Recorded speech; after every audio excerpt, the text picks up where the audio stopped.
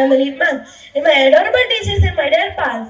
Today, I feel honored to stand before you to talk on this occasion of Republic Day, a day that marked the spirit of freedom, democracy, and national pride. On the day 26 January 1950, our India became democratic republic with the adoption of its constitution. Our freedom fighters like Netaji Subhash Chandra Bose, Sardar Vallabhbhai Patel, and Mangal Pandey, and countless others sacrificed their lives so we could enjoy the freedom and rights that we have today. Our constitution serves as the backbone of our democracy. A constitution meticulously drafted by Dr. B.R. Ambedkar.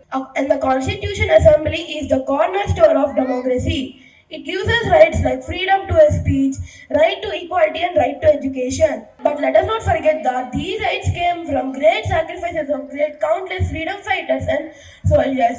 It is our duty to hold the dignity of nation through action, values, and commitment to its progress. As we are young architects of tomorrow's India, each one of us has potential to bring change through education, innovation, and unity. As our freedom fighters remind us that patriotism is not just about words, it is about actions that strengthen the nation. As we are celebrating 76th Republic Day, let's pledge ourselves to work hard, respect diversity, and stay united as one nation.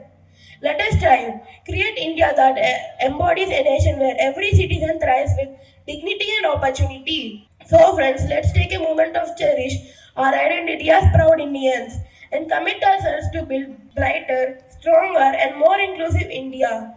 Last but not least, be the change you want to see and feel proud to be an Indian. Mera Bharat Mahan. I am Aryan from grade 6, signing off. Jai Hind.